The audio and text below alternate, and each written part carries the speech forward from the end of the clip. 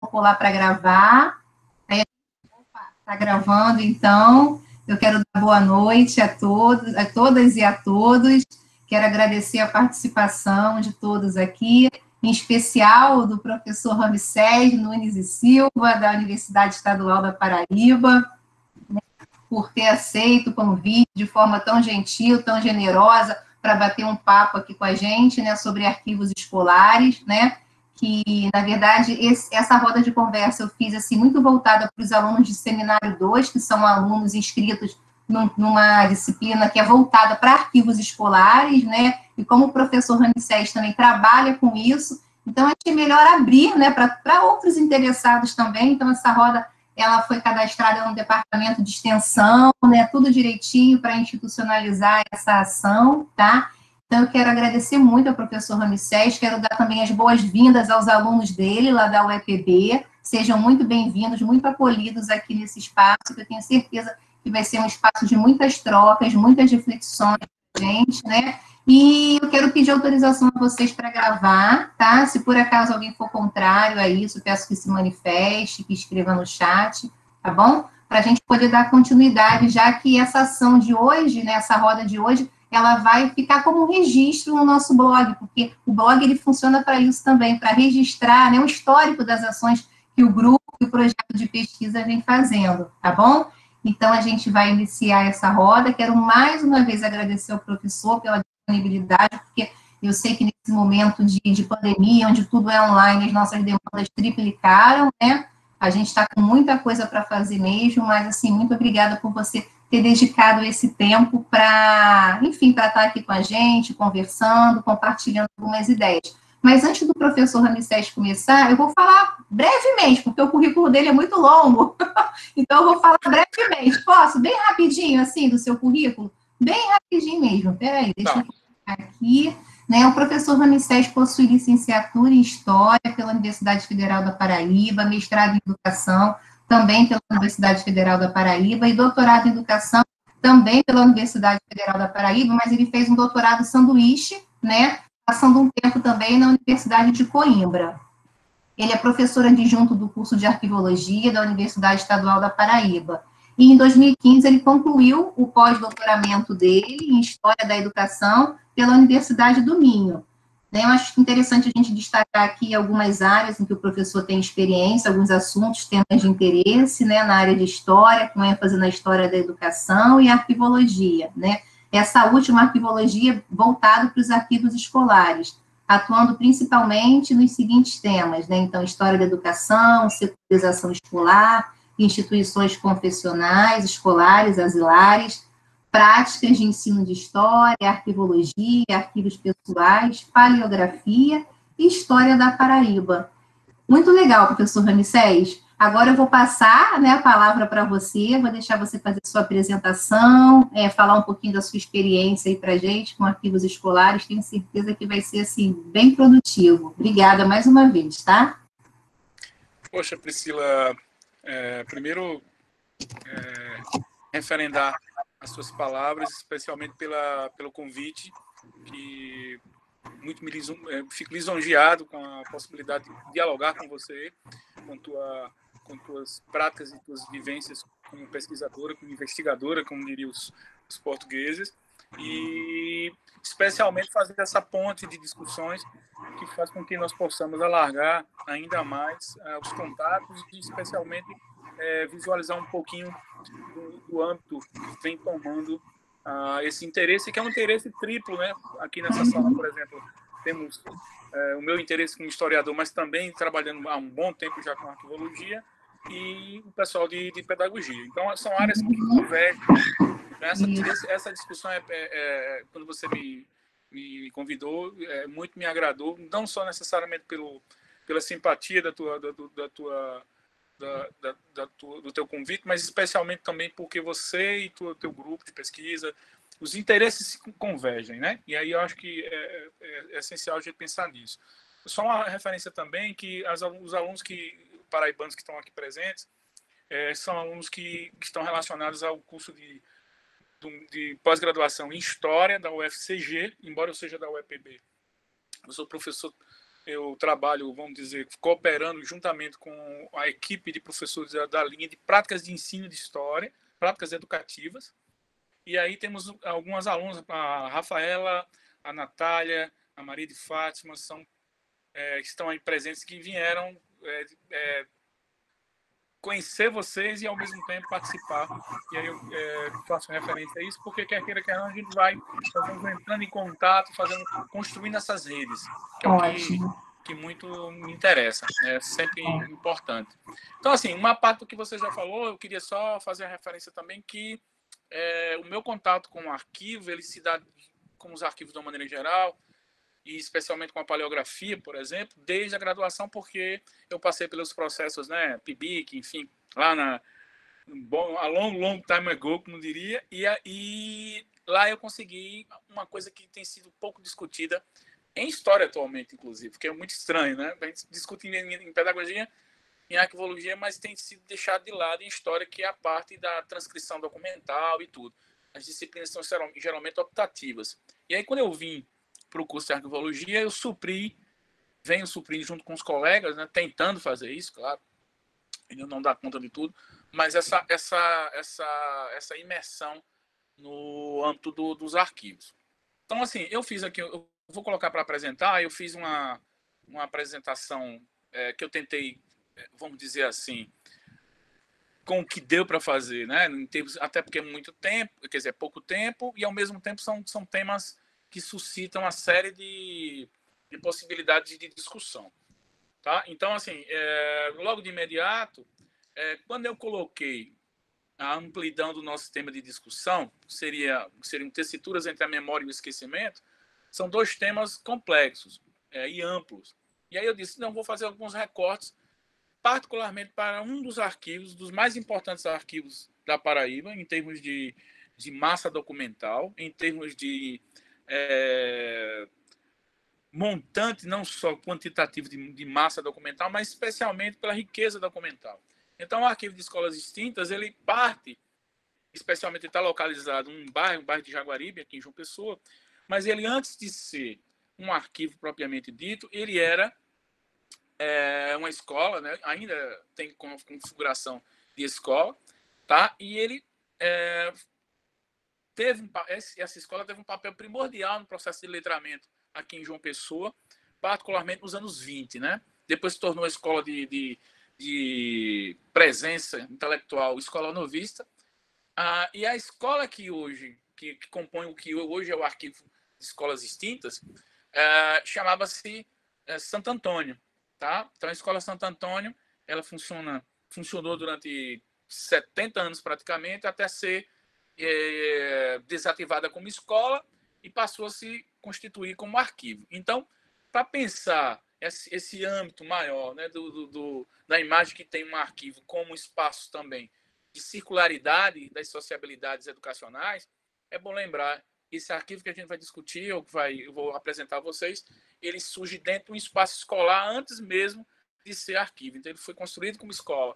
Então no âmbito de funcionar como escola, eu até fiz duas referências aqui. Esse aqui é o prédio antigo, esse aqui é o prédio atual, está um pouco poluído visualmente. Se a gente tirar as placas, tirar toda a poluição visual que se apresenta, o prédio vai estar ali constituído dentro dessa esfera arquitetônica, né, ali moderna dos inícios do século XX, quer dizer, das 3 primeiras décadas do século XX.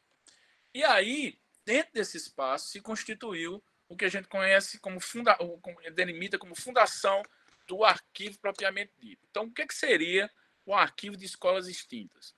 Não sei a título de Rio de Janeiro, mas, por exemplo, no caso da Paraíba, nós tivemos a sorte, vamos dizer assim, de ter um arquivo, de ter um espaço configurado para reter toda a massa documental relacionada às escolas que fossem,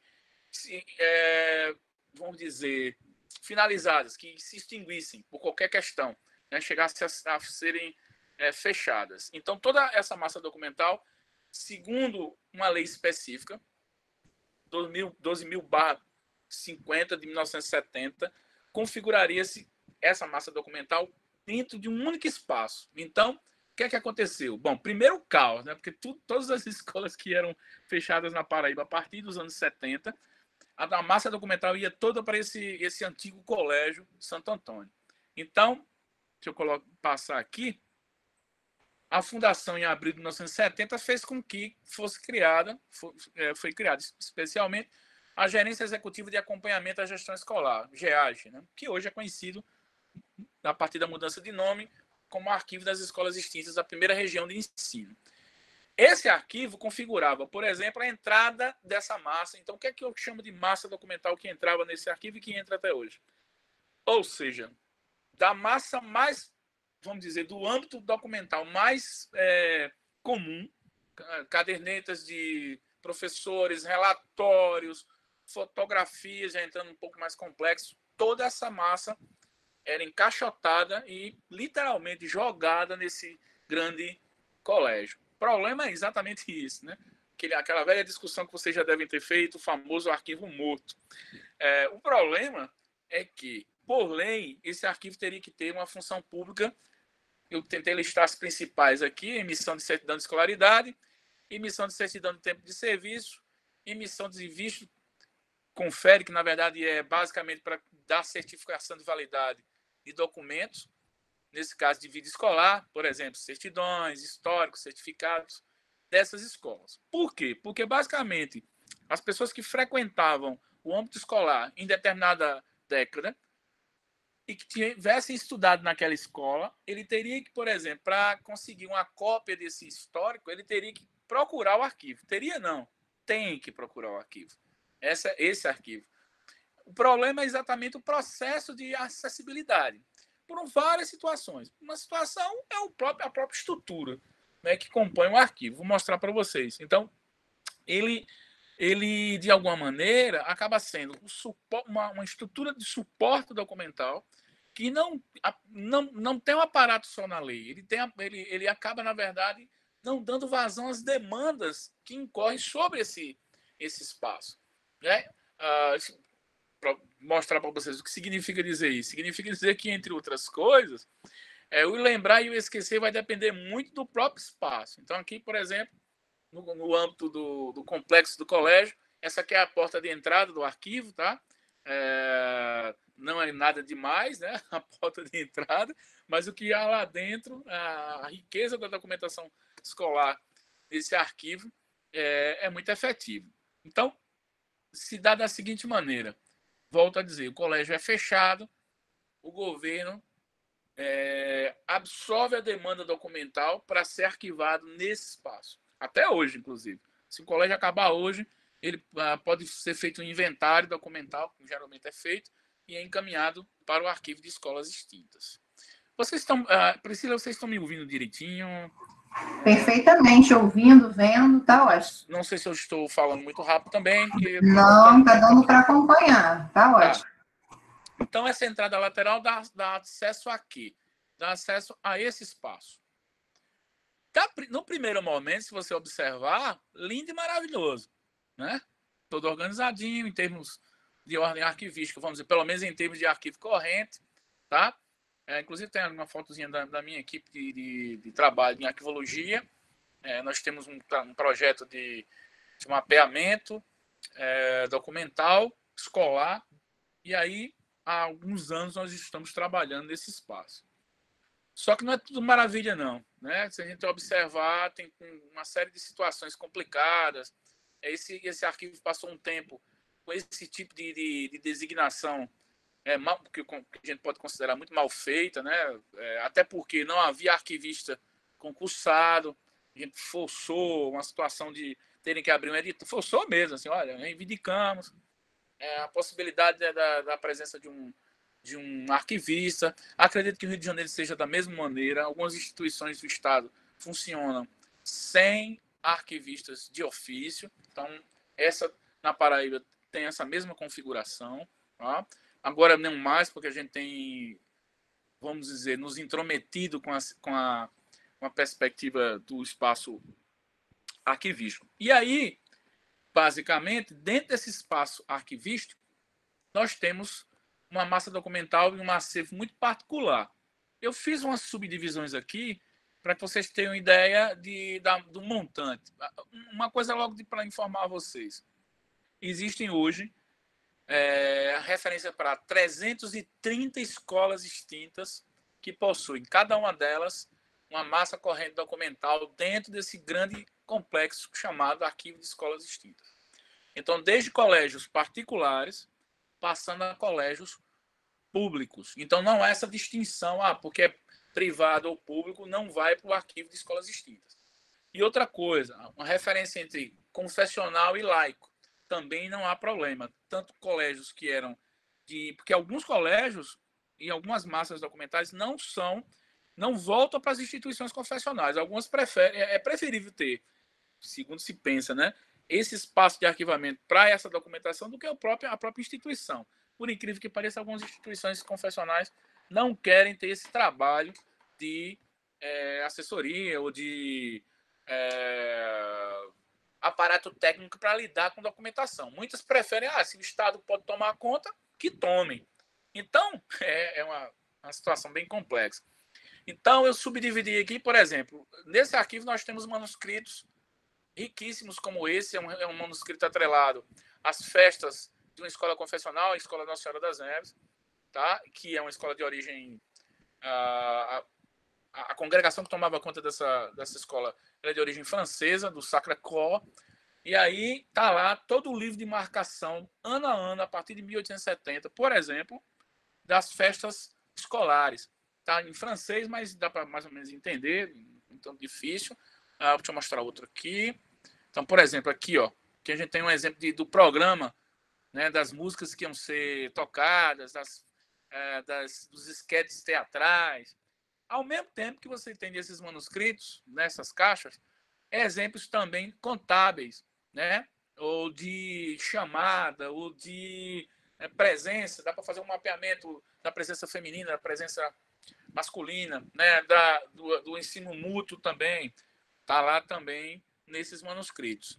Impresso de todo tipo. Então, por exemplo, eu peguei aqui, já que eu estava falando do Nossa Senhora das Neves, um exemplo de mapeamento que nós temos feito também dos tipos, tá? Da parte estética mesmo, da perspectiva dos diplomas e certidões. Essa aqui é uma certidão de 1927, tá? Por sinal, um pouco antes da pandemia, nós conseguimos identificar uma certidão desse tipo. Eu não consegui encontrar no meu HD, muito importante, que é a de Anaíde Beiriz. Acredito que vocês lembrem que a Anaíde Beiriz é uma das protagonistas do movimento de 30, né? Ela era namorada do João Dantas, que assassinou João Pessoa, né? Então, só que no passado do tempo, a historiografia paraibana fez uma espécie de alarde negativo com a figura dela, por ser mulher, evidentemente. Então, a Anaíde Beiriz aqui, na Paraíba e na história do Brasil, né? Um protagonismo muito importante na trajetória da história da Paraíba e brasileira também. Então, a gente tem feito esse mapeamento. Por sinal, vocês estão vendo assim, bem organizadinho, mas esses documentos estavam numa situação lastimável.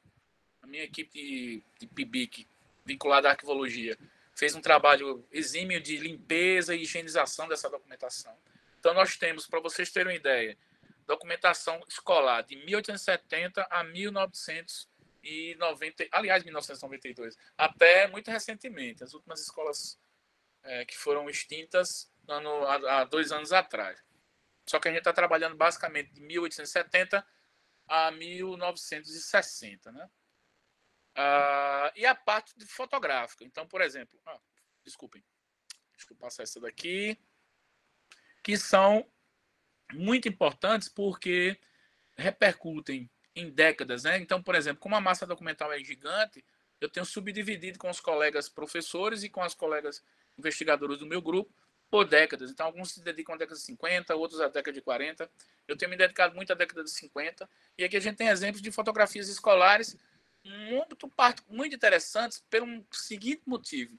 Elas não são tão formais, né? Então, por incrível que pareça, apesar de uma aqui estar meio difícil de ver, mas é muito comum, e vocês sabem disso, no âmbito da pedagogia, que a formalidade no ato do âmbito da marcação fotográfica faça com que a fotografia educacional muitas vezes seja muito mais sisuda, muito mais firme, né? Uma coisa disciplinar, quase militarizada. E essa documentação que a gente tem encontrado, ela repercute numa tessitura de sociabilidade muito mais lúdica, né? Por incrível que possa parecer, algumas fotografias aparecem, por exemplo, meninas sorrindo, né? Que é uma coisa pouco usual em documentação desse tipo. Então, tem umas ali que vou mostrar para vocês um pouco mais próximo para vocês verem, tá?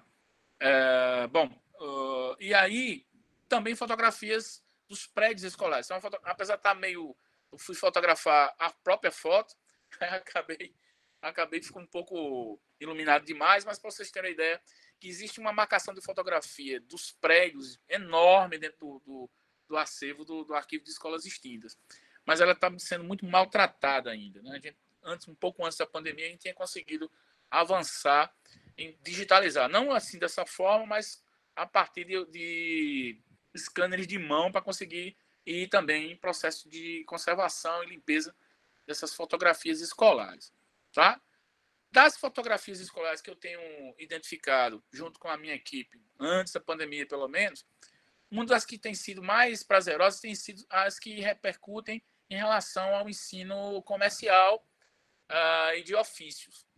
Então, essa área da história da educação e da arquivologia é bem interessante porque eram os cursos que implementavam a presença feminina até bem antes, inclusive, da feminização do magistério. Ou em contrapartida, se não em contrapartida, no mesmo período, no mesmo espaço de tempo. Então, por exemplo, enquanto algumas meninas se dedicavam à escola normal, outras se dedicavam aos cursos de datilografia, que eram muito comuns e popularizavam a presença feminina na atividade e no ofício do secretariado. Então, essas escolas eram muito comuns e estavam vinculadas a marcas de máquinas de datilografia, como a Underwood, por exemplo, a Remington. Então, esses grupos escolares na Paraíba, e aí eu tenho encontrado isso de forma dispersa, a gente está tentando conseguir organizar essa massa documental para que alguém que pesquise na área, especialmente de escolas comerciais, ele possa acessar essa massa documental. E aí, a fotografia tem nos ajudado, por quê? Primeiro porque é uma área, para a história nem tanto, nós já vimos discutindo há um certo tempo, mas para a arquivologia é uma área que tem sido ainda pouco usual, discussões, elas existem, mas ainda não são tão profundas como bem entender que se queira ser no que merece, né? No objeto enquanto tal, enquanto fonte documental. Na área da pedagogia já tem acontecido, especialmente na história da educação, né? E outras são os núcleos. O que eu queria falar dos núcleos é cada colégio possui um núcleo em que se concentra aquela massa documental, seja fotografia, seja certificados, sejam relatórios documentais de professores da própria escola. Então, é bom lembrar, quem tem feito esse trabalho são os vários grupos de pesquisa que atuam no espaço das escolas extintas. Então, por exemplo, não sei se vocês sabem, mas eu vou informar isso a vocês. João Pessoa tem 2 cursos de arquivologia. O da Universidade Estadual da Paraíba, que é o que eu me vinculo, e o curso de arquivologia da Universidade Federal da Paraíba. Então, como a massa de documentos é enorme, e o espaço é enorme, muitas vezes você tem 2, 3 grupos trabalhando em espaços distintos daquele mesmo espaço escolar. Tá? Qual é a grande diferença, Ramsés? A diferença vai ser, provavelmente, na minha opinião, nas reflexões teóricas. Porque evidentemente, dentro do âmbito das discussões que implicam a reflexão de fundo histórico, pedagógico e arquivístico, algumas escolhas são feitas.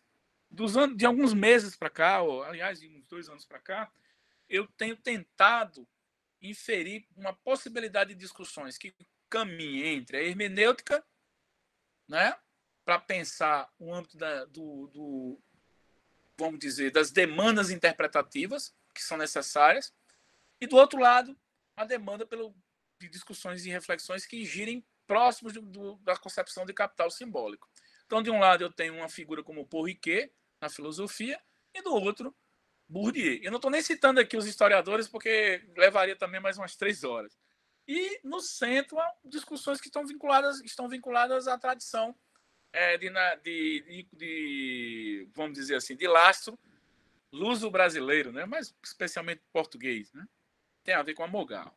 Mas especialmente quando a gente pensa uma tessitura que discuta memória e esquecimento, a gente tem que lembrar que quando se discute hermenêutica a partir do Paul Ricoeur, e aí a gente tem esse enorme boi de fogo, que eu não vou...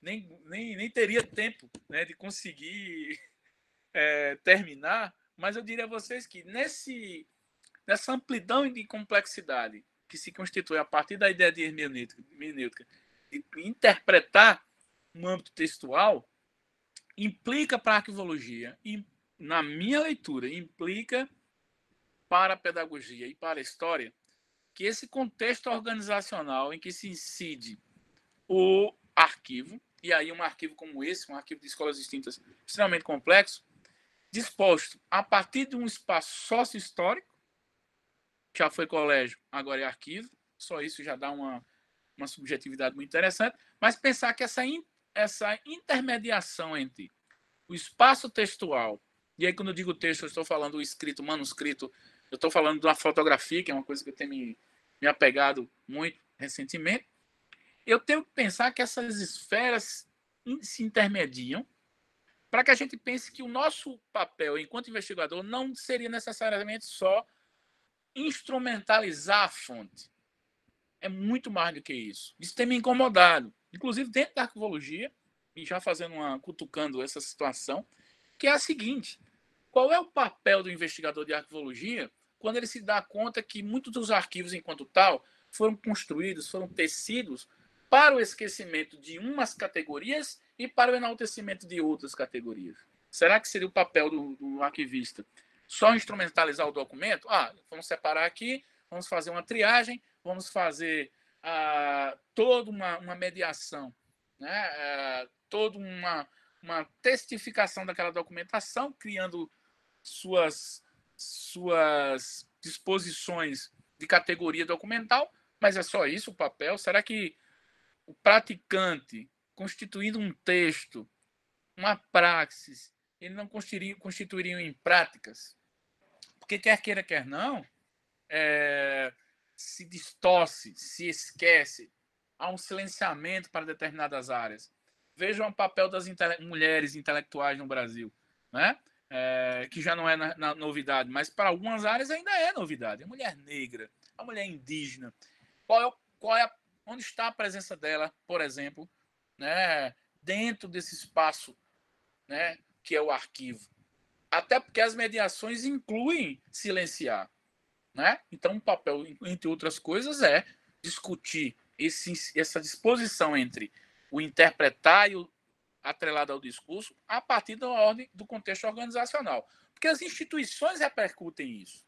As instituições mediam discursos, né? E eu tenho me interessado com isso, embora a área da arquivologia muitas vezes encontre algumas barreiras. Eu entendo isso na medida em que a arquivologia tem procurado se afirmar como área, como campo, inclusive rompendo com algumas questões relacionadas às ciências da informação.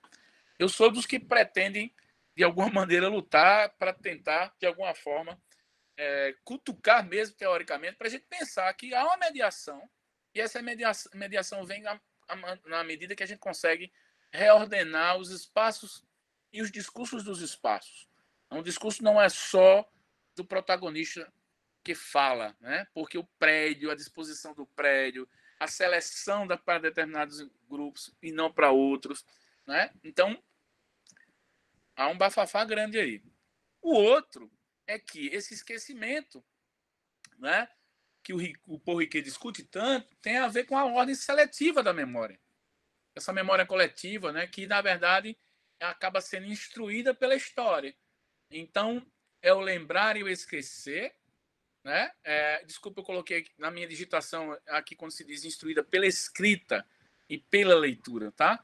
Parece até tá parecendo um idioma extraterrestre, mas enfim, instruída pela escrita e pela leitura, tá?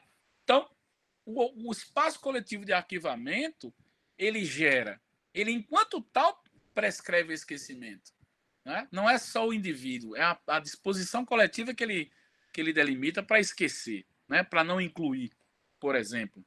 Isso é muito forte. Eu, como trabalho aqui em História da Paraíba, vocês não têm noção. Por exemplo, se você chegar na Paraíba, a Priscila já deve ter visto, você tem monumentos a João Pessoa, o próprio nome da cidade já é uma alusão a vitória de uns sobre outros, né? E o esquecimento de outros. Então, por isso que a gente vem discutindo, alguns historiadores aqui na Paraíba, a possibilidade, inclusive, de trocar o nome da capital, porque o nome da capital é uma alusão a um vencedor, esquecendo institucionalmente os que lutaram contra aquele aparato político. É uma outra história, eu não vou entrar nem nessa seara agora, tá? Para deixar espaço para a gente discutir. Então, essa seria uma possibilidade com o Paul Ricoeur, né? E com a hermenêutica. A outra do Pierre Bourdieu, o pessoal de pedagogia me ajude aí, já sabe que, entre outras coisas, quando a gente discute capital simbólico, a gente pensa que esses não é um capital simbólico, são vários, né, que são intermediados. Quando a gente pensa o capital econômico, está posto renda, salário, bens imóveis, mas quando a gente pensa essa coisa linda e maravilhosa que é o capital cultural, são saberes e conhecimentos que, embora sejam titulares e atrelados a um diploma, constituem uma série de símbolos e signos que dispõem prestígio, honra no espaço social e dispõe também o que eu chamo de cristalização de uma memória coletiva, a partir de uns sobre outros, né? Então, o esquecimento também é um capital simbólico, tá? E a memória é constituída nesse esquecimento, porque o lembrar e o esquecer são intencionais, evidentemente, são socioculturais, né? Então, o capital social que a gente está discutindo aqui, e aí pensando um pouquinho do Bourdieu, tem a ver com relações de dominação. Enquanto a gente tiver mais arquivos que estão muito mais interessados em afirmar, legitimar, cristalizar o poder, e um poder específico, verticalizado, a gente não vai horizontalizar esse olhar sobre os novos protagonismos, sobre as novas falas, chamar de novas, as falas a partir do multiculturalismo, tudo isso pode ser pensado também como capital simbólico, desde que a gente lembre que existe um jogo de interesses em torno desses capitais. Tá? E por isso que eu gosto de pensar o Bourdieu. E aí, puxando para a arquivologia, para a pedagogia e para a história, o Mogarro vai fazer essa discussão. Até eu não sou muito de colocar grandes partes de texto, não. E me desculpem aqui, eu recortei e colei ali, mas aqui deveria ter uma referência para a página, entre a página 32 e 35, na minha ânsia aqui por construir um texto que ficasse um pouco mais curto, eu acabei não colocando a referência, mas me desculpem por isso. Então aqui diz assim, ó, entre a página 42 e 47, a importância do lugar do arquivo na instituição escolar tem acompanhado a afirmação dessa instituição como um microcosmos com formas e modos específicos de organização e funcionamento. Eu acredito que essa forma da Mogarro pensar formas, modos de organização e funcionamento e como microcosmos tem muita força, né? São microcosmos mesmo. A gente pode pegar até um historiador como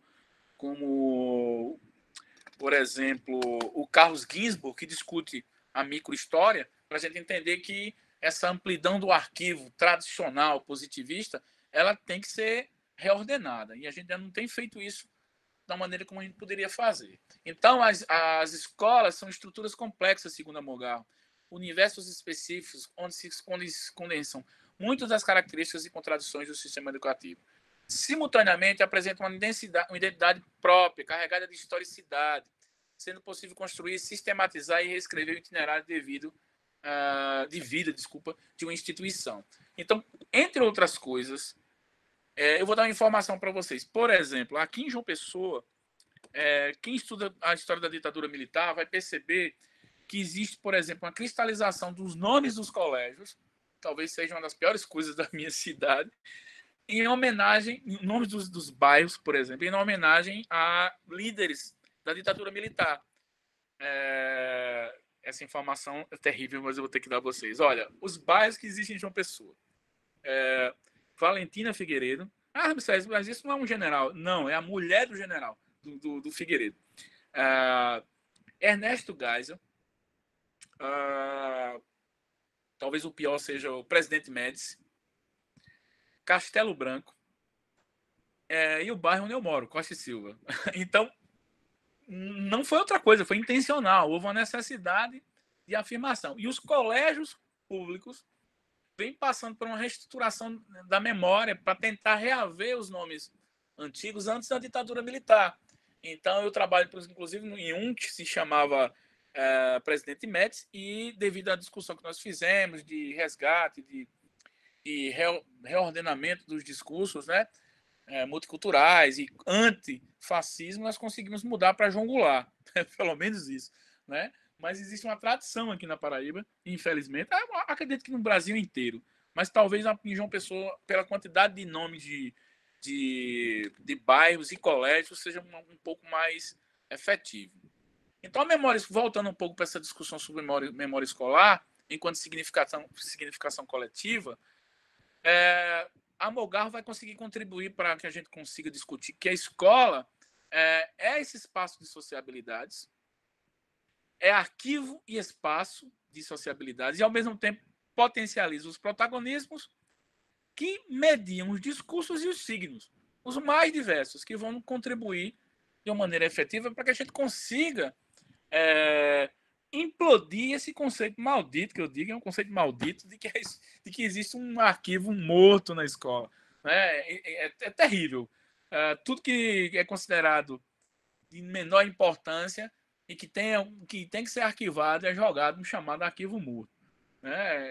Toda vez que eu vou a um arquivo que eu não conheço ainda, eu pergunto: se encontra os documentos da escola? Está no arquivo morto. Acho que você já enfrentaram, acho que a Priscila já deve ter enfrentado alguma coisa parecida com essa. Então, atualmente, o que é que a gente tem feito, pelo menos um pouquinho antes da pandemia? Eu fiz um gráficozinho aqui, mas só para a gente ter uma ideia. A atual prospecção que nós estamos realizando nesse arquivo nos tem dado a possibilidade de criar novas mediações com novas tipologias documentais, não novas tipologias documentais, mas novas formas de pensar a importância, pensar como arquivista, como pedagogo e como historiador estão lidando com essa massa documental.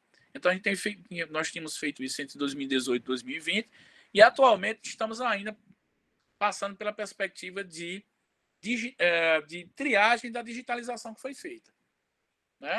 Então, essa aqui é uma foto que exemplifica o tipo de espaço que existe para cada colégio. Então, como antes era um colégio gigante, o que é que acontecia?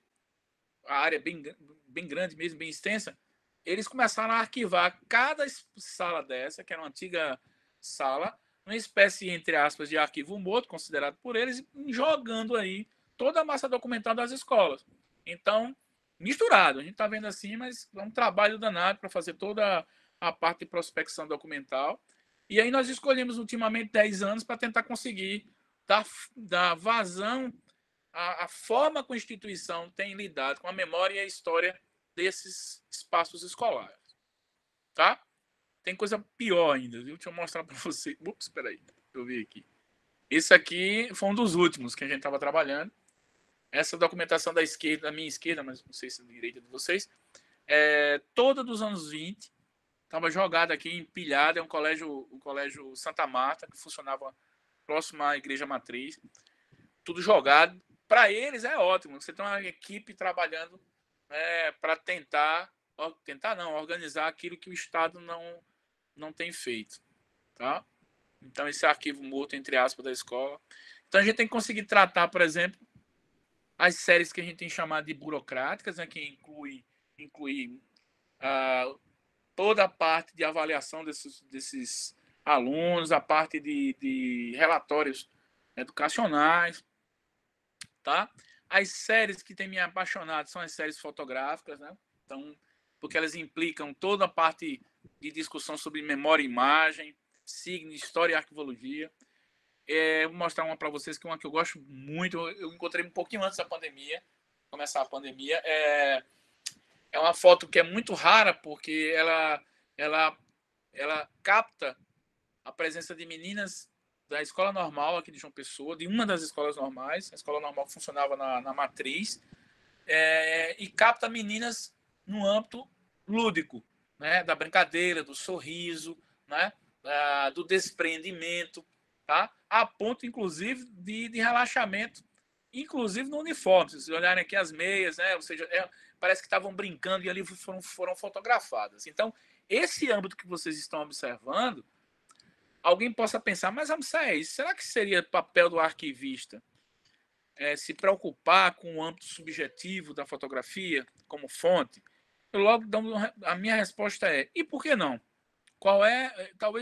Talvez deixar de fazer isso faça com que a área da arquivologia, por exemplo, perca espaço exatamente por não imaginar essas subjetividades.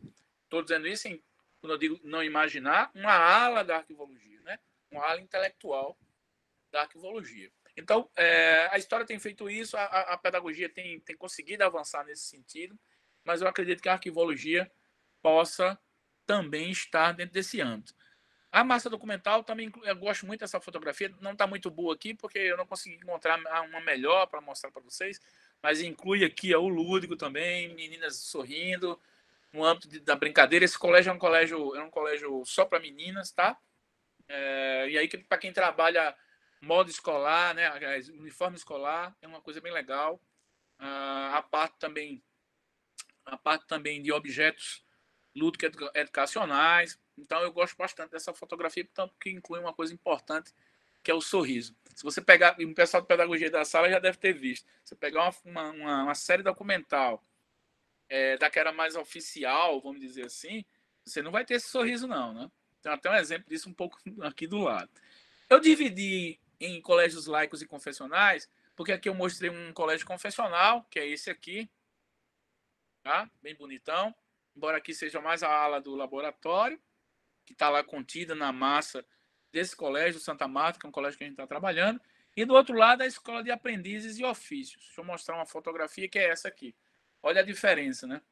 Embora essa foto seja um pouco mais antiga, de 1912, mas aí nós temos um aparato para quem trabalha com história da infância, da educação infantil, por exemplo, é um aparato muito mais sisudo, muito mais disciplinar, né? Na observação da fotografia. Esse colégio é um dos mais importantes da Paraíba, inclusive porque ele produz impressos feitos por estudantes, né? Então, o Aprendiz é um dos impressos mais importantes produzidos por essa escola, a Escola de Aprendizes e Ofícios, uma espécie de escola técnica antiga, né? Ela foi fundada no final do século XIX. E a massa documental dessa escola está também nas escolas extintas. Tá? Eu tenho uma fotografia de professoras, tá? São todas professoras dessa escola. Uma fotografia de 36. Eu identifiquei essa fotografia um pouco também antes das escolas extintas. No espaço das escolas extintas, nos dias um pouco antes da pandemia. Ainda bem que eu consegui avançar na digitalização. Essa documentação, pessoal, aparece em envelopadas, né? Mas muito mal organizadas, praticamente jogadas dentro de arquivos plásticos. Tá? Então, para a gente ter espaço para discussão, eu pensei que a partir de agora eu poderia fazer um arremate reflexivo para que a gente possa construir essa roda de debate.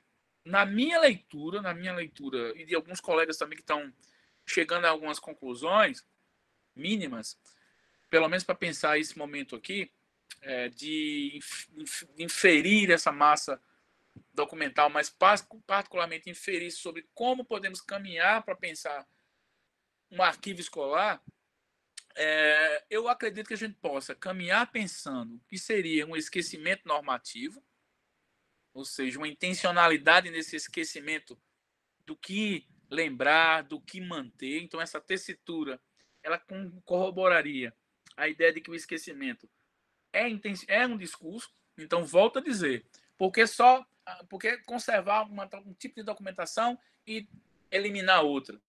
Né? E como eliminar? E para que eliminar? Né? Com que intencionalidades? O Arquivo de Escolas Distintas vem fazendo isso há um bom tempo, sem a prescrição do olhar nem da educação e muito raramente da arquivologia. Hoje, já existem 2 arquivistas trabalhando nesse arquivo, mas enquanto não havia. Né? Então, as possibilidades subjetivas, elas se dão para que a gente possa pensar. E aí eu posso até remeter a Dominique Julliard, que é um autor que trabalha a cultura escolar, que quando a gente estabelece a ideia de cultura escolar, a gente tem que pensar o âmbito escolar, mas tem que pensar a circularidade dessas sociabilidades, dos símbolos que comportam a escola, dos seus protagonismos, construindo discursos arquivísticos também. Por que comemorar o dia da árvore? Por que comemorar o dia da bandeira? Por que só... Qual é a necessidade de resguardar uma fotografia cívico-patriótica, né? Então, essa discussão ela inclui um esquecimento normativo de umas práticas e o enaltecimento de outras. A diferença é que a gente está esquecendo, eu ia dizer esquecendo de esquecer, né? Não, estamos esquecendo de trabalhar esse esquecimento intencional, discursivo, que se estabelece nos arquivos. Parece que os arquivos são autônomos do ser e viver, né? Do estar no mundo, né? De forma alguma. Eu acredito que a gente tem panos para as mangas para fazer isso. E as possibilidades subjetivas que demandam essa possibilidade, né? E como essa possibilidade se apresenta para nós que somos investigadores desse universo, né? Então, a minha grande preocupação nos últimos tempos tem sido, entre outras coisas, essas mediações, né? Essas inferências que não são feitas muitas vezes, ou se são feitas, elas incorrem em grandes entraves. Então, por exemplo, em termos teóricos, nós temos uma amplidão de possibilidades. Quando se trabalha, por exemplo, a ideia de capital simbólico do Bourdieu, lembrem que a disposição de algumas categorias profissionais e a eliminação de outras se dá à medida que você tem uma escola propondo, postulando uns ofícios perante outros. E na hora que um arquivo se constitui, parece que os ofícios que não são tão interessantes naquele tempo e lugar não se apresentam. E muito pelo contrário, eles estão lá. Quem é que colhe esse rastro, né? Esse indício? E como ele vai ser colhido nessa plantação da memória, né? O pessoal que está aqui na sala que já trabalhou com história oral, por exemplo, né? Vejam quantos arquivos de história oral nós temos no Brasil. Aí no Rio de Janeiro ou em São Paulo são mais comuns, como na Fundação Getúlio Vargas, por exemplo.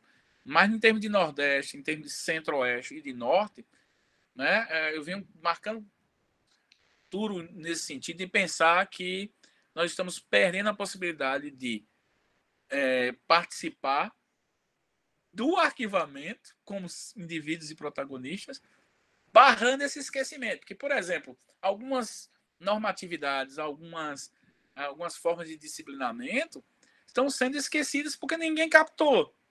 Será que não seria papel também da arquivologia, da história e da pedagogia captar narrativas? Será que isso seria um pecado? Eu acredito que não.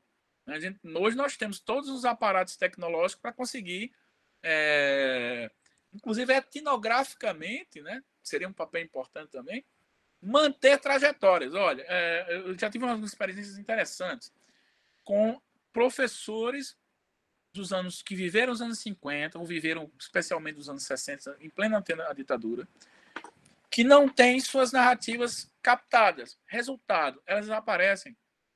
Que os familiares não estão muito interessados na manutenção desses indícios educacionais que estão postos naquela trajetória, naquele protagonismo. Então, resultado, a escola a qual pertencia aquele educador não capta nada para aquele educador, em relação àquele educador ou aquela educadora, a família menos mal, e pasmem, a universidade está perdendo essa possibilidade de criar instrumentais de captação das narrativas dessas educadoras, desses educadores. Aqui na Paraíba nós temos vários quilombos, inclusive, né? Então, alguns professores da UFPB, a Federal da Paraíba, e da UEPB, têm se dedicado, que é uma atividade que eu acho interessantíssima, em ir até aqueles quilombos e tentar gravar aquelas expressões e aquelas narrativas daquelas lideranças quilombolas, e tem sido muito interessante, porque daqui a um tempo, para onde forem esses documentos digitais, vai caber ao arquivista, vai caber ao pedagogo e vai caber ao historiador, entre outros, lidar com eles. Mas se eles não forem captados, eles desaparecem. Então há um processo de esquecimento. Eu lembro bem que, inclusive, um amigo meu, o Júlio, ele trabalha com história da gastronomia. E aí recentemente ele foi até um quilombo aqui próximo próximo que eu digo 2 horas de distância de João Pessoa, isolado na Mata Atlântica, tem uma Mata Atlântica belíssima no interior da Paraíba, o engenho do Cumbe, aliás, o quilombo do Cumbe. É um quilombo do final do século XVIII e existe até hoje. E aí, qual foi o objetivo dele? Tem algumas meninas desse quilombo se recusam a aprender determinadas práticas alimentares. Por quê? Pedagogicamente falando. Porque para elas, eu vou gastar meu tempo cozinhando, eu vou ali no supermercado e compro. E algumas das matriarcas desse quilombo começaram a dizer, olha, se eu não contar para ninguém, porque algumas não sabem ler e escrever, se eu não conseguir contar como é que faz esse preparo desse alimento, inclusive alguns alimentos ritualísticos, né, dessa comunidade, elas vão desaprender. Quer dizer, ninguém vai saber como é que se faz aquele prato. E aí, o que é que o Júlio Freire tem feito? Ele tem ido e tem gravado as receitas e as narrativas dessas mulheres, porque ele diz que, olha, daqui a 100 anos, eu não vou deixar esse processo de fabricação, de execução ritualística desse alimento, não pode se perder. E se eu não tiver a preocupação de captar, de organizar, de catalogar e de arquivar, eles serão esquecidos. Eu acredito que esse é o papel didático de um processo investigativo. Eu tenho feito isso com fotografia, tenho feito isso com uma massa documental. Hoje eu fui falar de massa documental, né? Porque o montante é enorme mesmo. Eu tenho tentado fazer isso para realmente, de alguma maneira, cutucar esse sentido que é dado. Porque, vejam, se o papel do arquivista fosse só instrumentalizar, arquivo corrente, então, vamos todo mundo para casa, não tem mais o que fazer. O papel do historiador da educação e do arquivo escolar é guardar documentos escolar. Sim, mas a gente tem que espremer esse caldo de significados. Parece clichê, mas nem sempre isso tem sido feito, né? E volto para essa questão do protagonismo do investigador, né? A escola, pensem quantas escolas nós não temos aí no Rio de Janeiro, poxa, incontáveis, né? O próprio educador, naquele âmbito institucional, ele não se percebe como um protagonista, como vocês sabem, nem ele percebe, muitas vezes, nem ele percebe que na própria escola dele existe um montante documental que pode referendar um período histórico muito importante, né? Agora, como lidar com isso, né? E aí vem as parcerias, chegam aí as convergências, os significados que a gente pode dar nessa convergência de interesses entre arqueologia, entre pedagogia e história, né? Então, eu tenho tido excelentes resultados e tem me incomodado que isso não possa, às vezes, ser tão divulgado como deveria ser, né? A gente tem tentado fazer isso, por isso que a parceria com a Priscila e com outros colegas que virão nessas discussões, nesses debates, é super importante. Priscila, eu falo pra caramba. Eu tô adorando, eu tô aqui curtindo muito. Por mim, pela minha fala, eu ficaria aqui para que a gente possa discutir. Eu quero te agradecer muito pela fala, assim, muito obrigada. Eu estou curtindo porque quem participou da aula, né, antes dessa roda de conversa, pode, assim, verificar vários pontos de convergência que a gente conversou durante a aula, né, e que você está apresentando agora. Então, é bom porque veio, assim, complementar, né, o que a gente havia conversado. Você falou sobre a questão da mediação, né, e aí eu conversei muito com eles sobre isso, sobre a função de mediadores que nós temos, nós arquivistas, trabalhando, por exemplo, com os arquivos educacionais, trabalhando, por exemplo, não só nós arquivistas, mas os historiadores, os pedagogos, mais do que nunca também, porque lidam diretamente com a educação, né? E o quanto, fazendo essa ponte para o arquivo escolar, o quanto esse arquivo escolar ele pode ser um manancial, ele na verdade, também, mais do que ele é um objeto histórico, mas ele é um objeto também de aprendizagem, entendeu? Ele é fonte de aprendizagem também, né? E aí a gente falou muito sobre mediação, mas pensando um pouco em Vygotsky, em Freire também, né? Bebendo um pouco dessa área da educação. E aí você falou sobre esse trabalho crítico que a gente tem que ter sobre o documento. E é isso, né? A gente tem que, não é simplesmente, esse documento conta essa história. mas espera aí, mas por que ele conta essa história? Por que ele não pode contar outras histórias, não é verdade? Quantas histórias são silenciadas, foram silenciadas para esse documento estar aqui servindo de herança cultural? Eu acho que é a primeira pergunta que a gente tem que se fazer, né? E aí eu lembrei, você falou do Dominique Juliá, eu lembrei também do Vinhal Frago, que ele fala que a gente tem que ter um olho móvel, né? Que é um olhar móvel, um olho móvel, para a gente identificar como essas coisas são constituídas. Não pode ser um olhar fixo, é aquilo que eu estou lendo, que eu estou vendo e pronto. Não, a gente tem que ser questionadora, a gente tem que criticar, não é isso? E aí veio muito assim, ao encontro do que eu conversei um pouco com os alunos, pensando nessa educação mais libertadora, mais emancipadora também. Então, eu acho que a gente, né, para além da questão técnica, eu acho que a gente tem essa questão também social, cultural, que a gente precisa dar ênfase, a gente precisa mostrar o que é o arquivo escolar, qual é a importância desse arquivo escolar, a importância dele não só para a memória da escola, para a historiografia educacional, mas também para quem está ali no entorno, e como essas pessoas do entorno podem contribuir para entender essa história. Aí você falou também da questão da narrativa, né, da história oral, a gente falou muito sobre isso também, que é outro tipo de patrimônio, que a gente às vezes não dá importância, mas muitas vezes os documentos deixam lacunas, e é por meio da história oral, por meio da narrativa, que você vai completar essas lacunas, não é isso? E muitas vezes essas histórias, elas são perdidas, elas vão embora,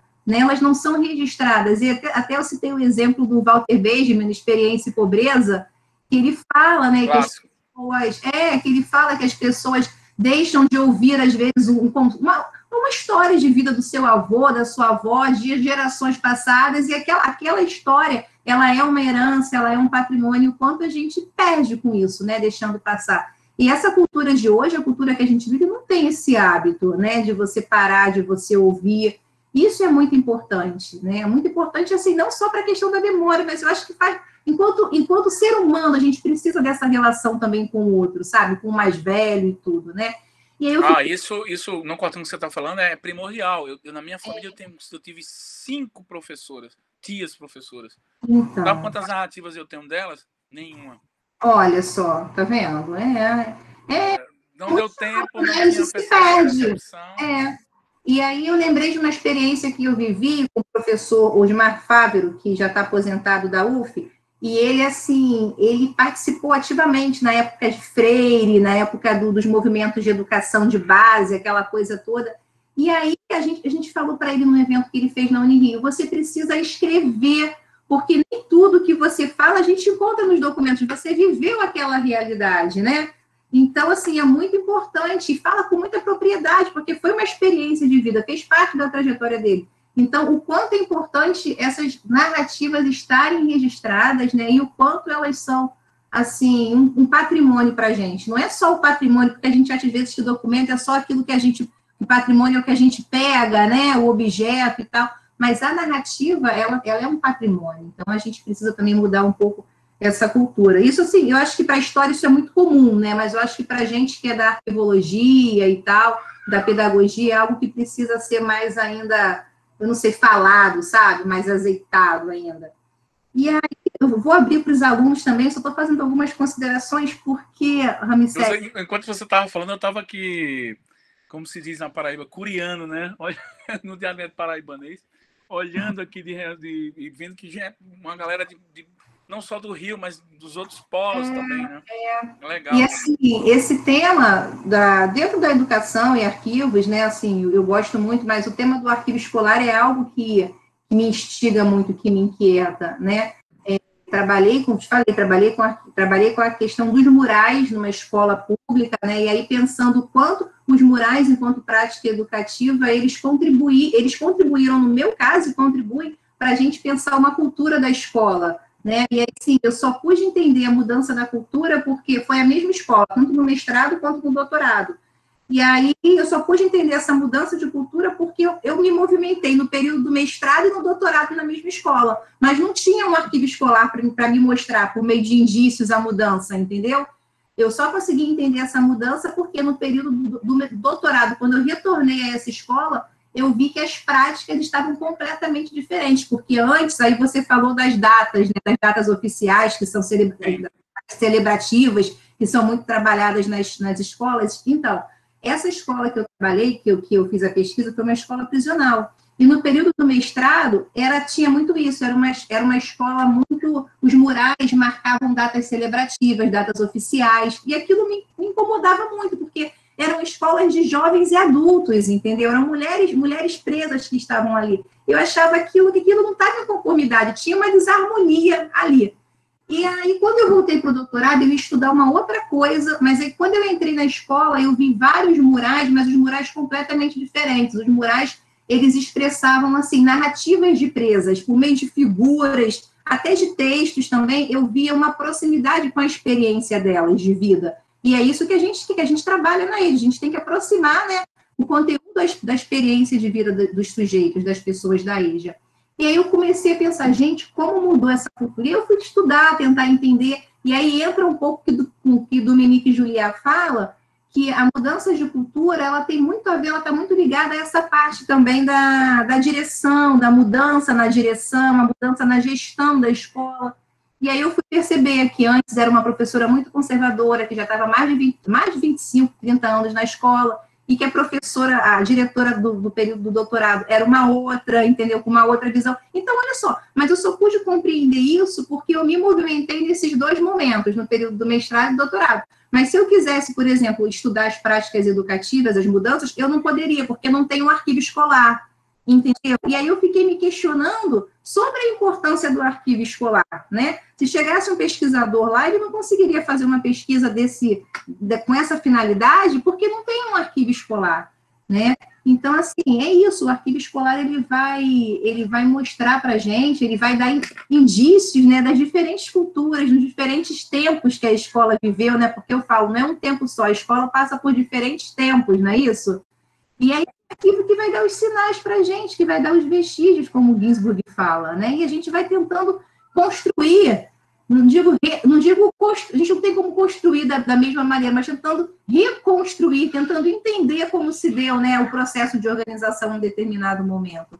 E eu acho que é isso, a gente precisa trabalhar mais, a gente tem que se fortalecer, criar mais redes, sabe, de estudos voltados para arquivo escolar, porque é uma riqueza e que os alunos mesmo da arquivologia desconhecem, muitos não sabem a importância do que é. A pergunta que eu deixei para eles nessa disciplina que eu fiz, que eu ministrei agora, assim, como problematizar algo que desconhecemos? Se eles desconhecem um arquivo escolar, porque pelo menos aqui na Unirio, a gente não tem uma disciplina específica sobre arquivos e educação, né? Falei até sobre isso muito com eles. Então, como que eles vão problematizar, eles vão reivindicar um espaço, por exemplo, que eles desconhecem? É complicado você lutar por uma coisa que você desconhece, mas desconhece por conta de uma carência, por conta de uma ausência no processo formativo. Então, é outro ponto também que eu acho que a gente precisa, né, conversar mais. Eu não sei se aí na UFPB, se vocês têm uma disciplina específica sobre isso, sobre arquivos e educação, como que é feito. Porque aqui na Unirio, o que eu faço? Quando tem tópicos especiais, aí eu trabalho tópicos especiais, arquivos e educação. Seminário 1, seminário 2. O primeiro seminário. Seminário 1 são diálogos sobre arquivo e educação, bem introdutórios, né? E aí, eu faço isso aqui no patrimônio. Então, e aí seminário 2, que é a disciplina dos arquivos escolares. É uma forma que eu tenho, que eu encontrei, de levar um pouco desse conhecimento para os alunos, assim, de compartilhar com os alunos esse conhecimento que até então eles não viram, não tiveram contato no processo de formação. É uma coisa complicada, né, Ramicés? E por exemplo, em espaços oligárquicos, como são a Paraíba, como no resto do Brasil, mas a Paraíba tem tem um ranço oligárquico muito forte, as escolas sempre refletiram, volto a dizer, o apagamento ou o esquecimento de certas narrativas, porque elas ratificavam os grupos políticos no poder e eliminavam outros. E, resultado, os acervos vão só refletir sempre... Justamente. Todos os acervos, de todos os tipos, né? De todos os tipos. Não, eu gosto de dizer, olha, a bandeira da Paraíba já é uma mentira. É. Aquele preto e vermelho, apesar de ser lindo, preto e vermelho, mas aquele preto e vermelho representando o sangue, olha o Aham. negócio pesado, representa o sangue que João Pessoa teria derramado por todos os brasileiros e paraibanos. E o preto é o luto, ou seja, eu estou de luto pelo cara. O cara era um chefe político que dominou a Paraíba em determinado momento, morreu por uma questão passional, e o grupo político que era dominante, Vargas, se utiliza disso para tomar o poder. Mas está lá o discurso, né? E aí os que foram vencidos são apagados. E assim, eu tenho uma experiência para contar em relação a isso que você está falando, me fez lembrar, me fez rememorar, né, uma experiência que eu passei na Paraíba, quando eu peguei um táxi, e aí ele foi me contando a história, o táxi foi me contando, porque o pessoal da Paraíba, assim, é muito quente, né, muito caloroso, assim, e aí, comunicativo, e ele começou a me contar, e aí ele me contou essa história, mas ele falou assim para mim, mas tem pessoas que dizem que não foi muito bem isso que aconteceu, não, tem pessoas que contam outra história. Então, para você ver, são as diferentes versões, né? E a gente de história gosta de detonar, porque nem a frase que está lá ele teria dito, né? Que é o negar o apoio à chapa oligárquica. Então é muito forte, muito forte. É forte. E eu acho que é isso, a gente tem que sempre trabalhar nesse sentido, mostrando que você tem diferentes versões, né? Você não. Sim. Aquela que está ali não pode ser tomada como verdade. E aí eu sempre falo também de um texto, já falei isso várias vezes, vou repetir, que é um livro de um professor, não sei se você conhece, chamado Vicentini. Eu tive contato com esse livro. Sim. A Teia do Fato. A Teia do Fato. E é isso, são as diferentes versões que você tem, porque a teia é isso, né? Se você pegar e for analisar uma teia, você tem várias possibilidades, né? Então, são várias possibilidades de interpretações. Quantas memórias são silenciadas para que essas outras, as dos vencedores, né? Porque foi isso que ele fez. Ele começou a estudar, ele queria entender um determinado fato, ele foi estudar e ele disse, mas por que é essa história aqui que está sendo contada? E não a história dos vencidos? Né? É isso. Porque estão apagadas, silenciadas. Bem, eu também, se deixar, eu vou ficar falando aqui com vocês, vai ficar conversando. Eu vou abrir, né, para ouvir os alunos, perguntas, né? Se vocês quiserem fazer perguntas, alguma curiosidade aí, vamos lá, pessoal? Tem alguém que queira fazer pergunta? Os alunos do professor também, os alunos de Seminários 2, de arquivo escolar. Boa noite. Né? Boa noite. Oi, Carlos. Oi, professora. Oi, querido. doutor. Olá. Boa noite a todos. Boa noite. Primeiramente, gostaria de agradecer a fala do professor aí, realmente foi muito esclarecedor e até muito bom saber dessa iniciativa aí na Paraíba. Muito bom. Não é exatamente dúvida, é algo mais que eu gostaria de colocar para discussão. Um dos fatos muito ressaltados durante a minha formação na arquivologia é que muitos dos arquivos, principalmente os de cunho mais históricos, que tinham lugares como escolas ou órgãos públicos ou instituições que faliram, que não funcionam mais, e aí quando vem a documentação dessas instituições, na maioria das vezes a gente só pega e cuida dos restos, do que sobrou. Muitas das vezes, durante a própria gestão ou depois delas, a documentação sofre eliminações eliminação e esquecimentos por uma classificação errônea que não foi feita por ninguém com um conhecimento arquivístico, histórico, ou às vezes até nem mesmo administrativo. Então, uma parte do esquecimento vem justamente daí, porque a gente, quando pega esse material, a gente já pega com muitas mãos que já passaram por ele, já deixaram as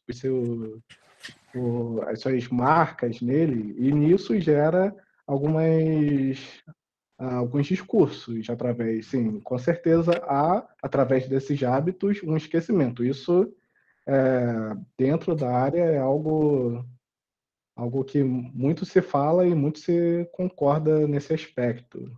E aí pegar essa documentação, tratar ela e tentar achar todas as narrativas abrir as narrativas o máximo possível já tem os seus problemas.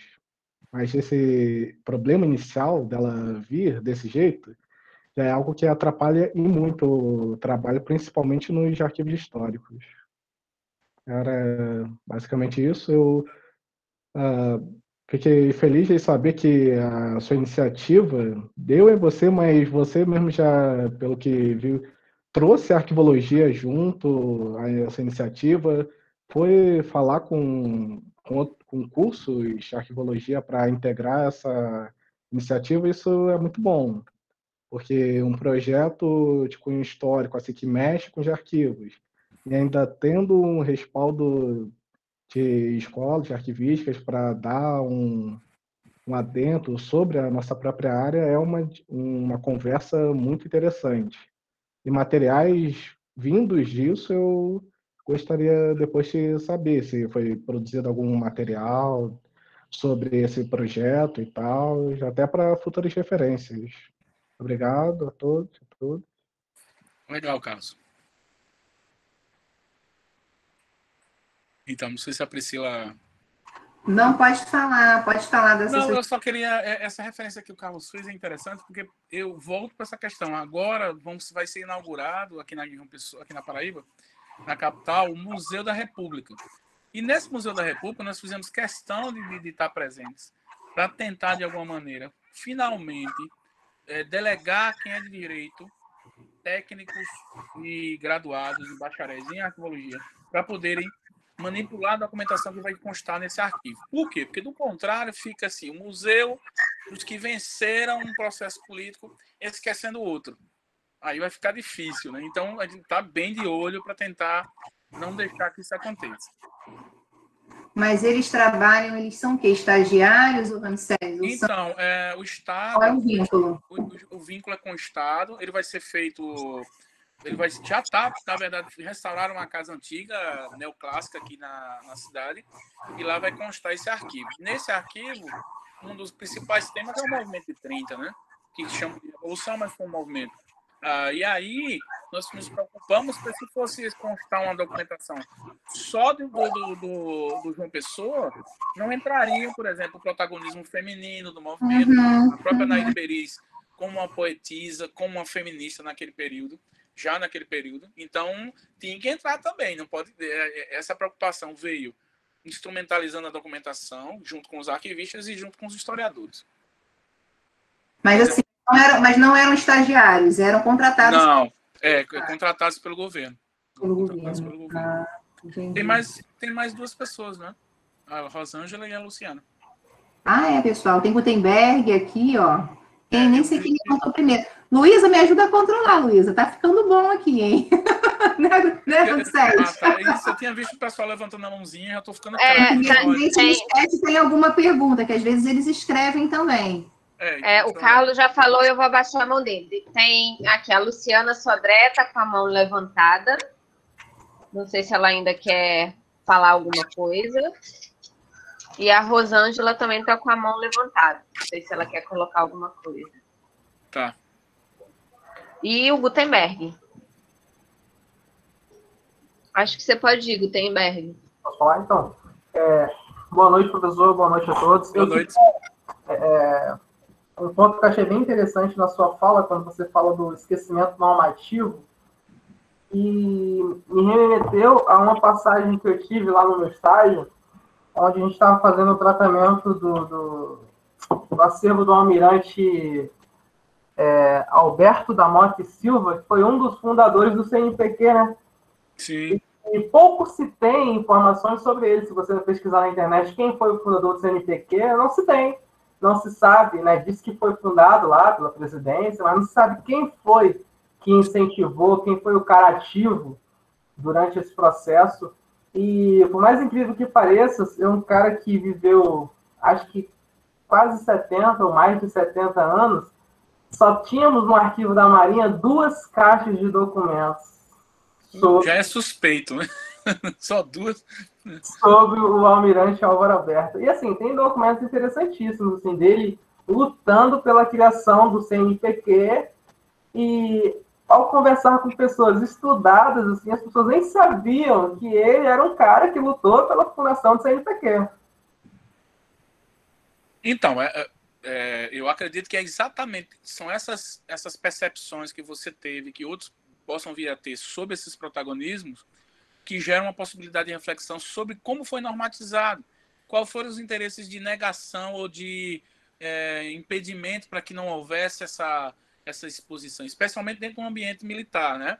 Então, a gente sabe que, principalmente nos anos 60, muitos militares acabaram se contrapondo, ou a imagem que eles tinham, já que alguns já tinham morrido, mas podiam repercutir negativamente, e aí é importante, é essencial essa sua percepção que continue. Acho que é por aí. É por aí. Obrigado.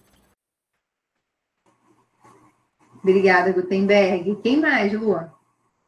Quem mais levantou a mão? Eu queria fazer uma pergunta, se ninguém Fernanda. Fica à vontade, Fernanda.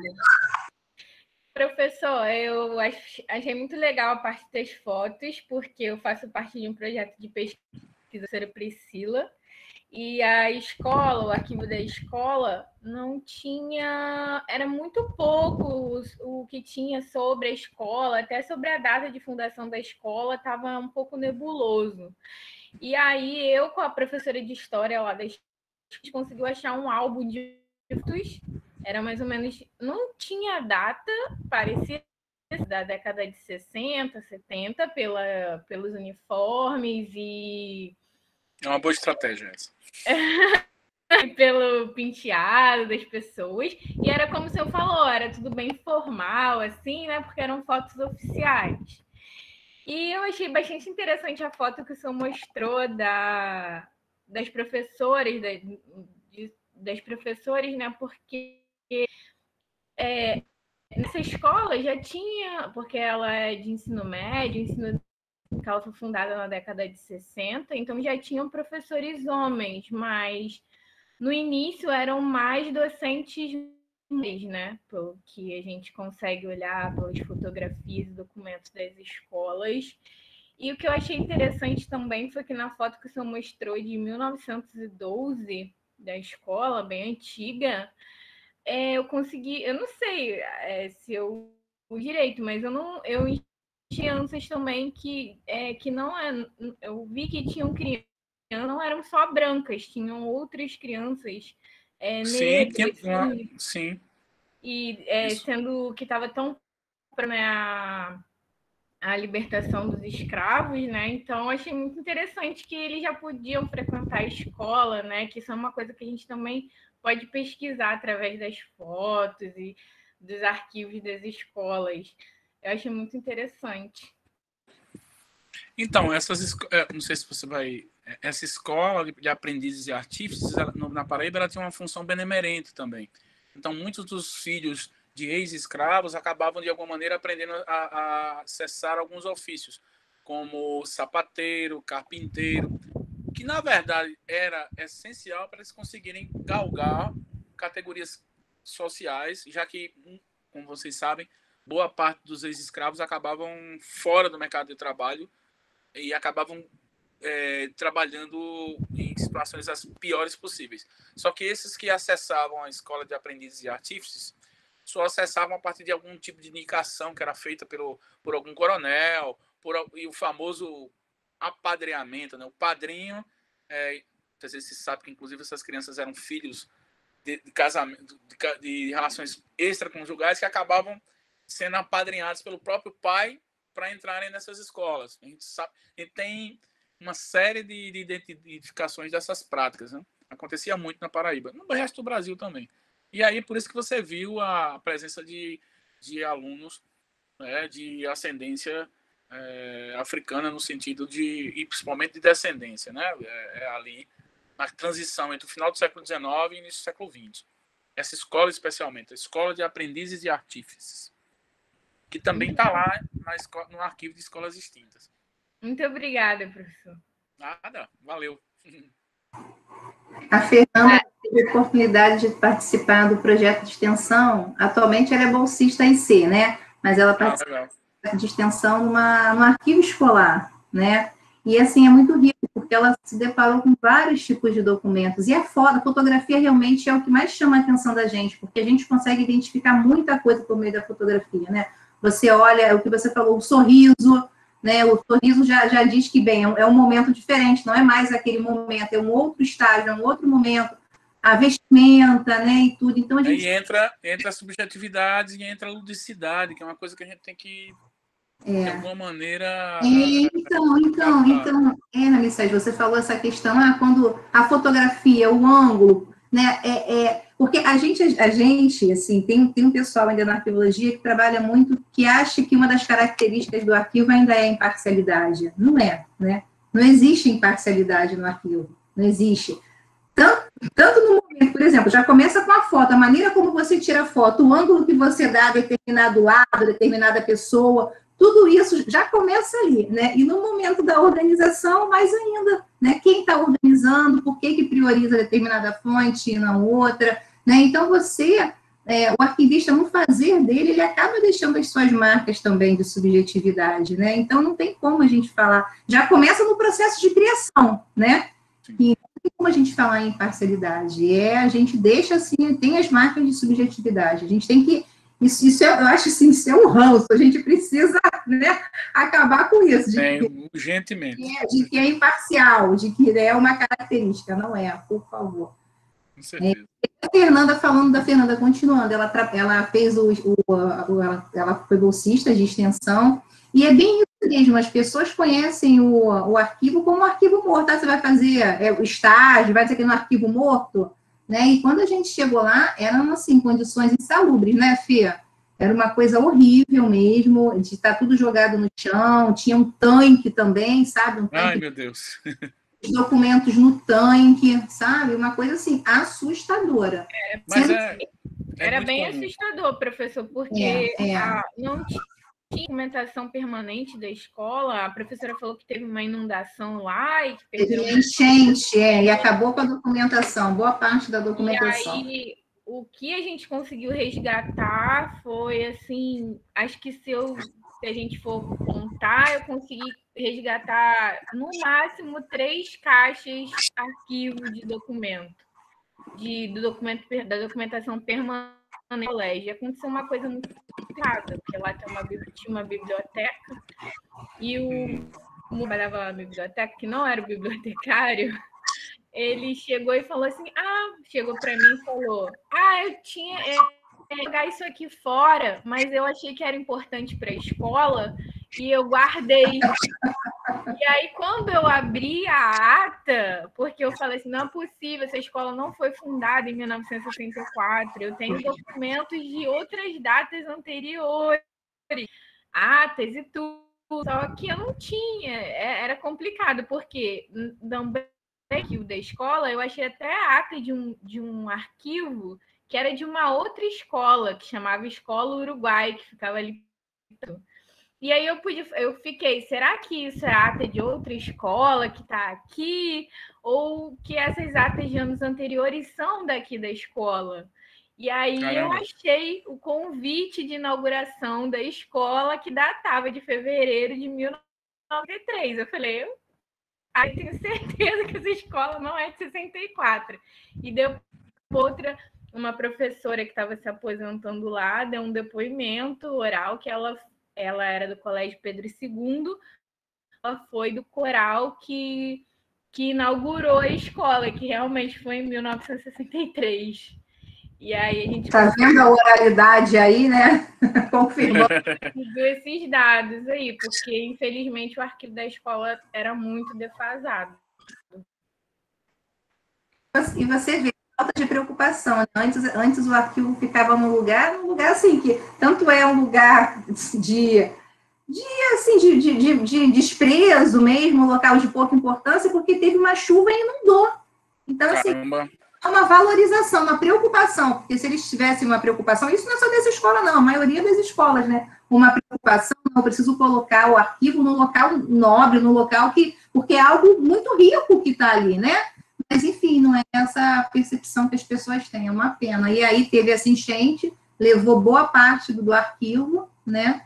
e a gente ficou com uma outra parte completamente, uma massa mesmo acumulada, tudo jogado para tentar trabalhar.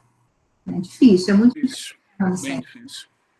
Tem mais duas pessoas, a Karina, se quiser falar, fica à vontade, e a Flávia.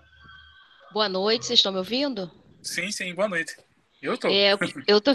Queria dar um relato, né, de uma experiência minha.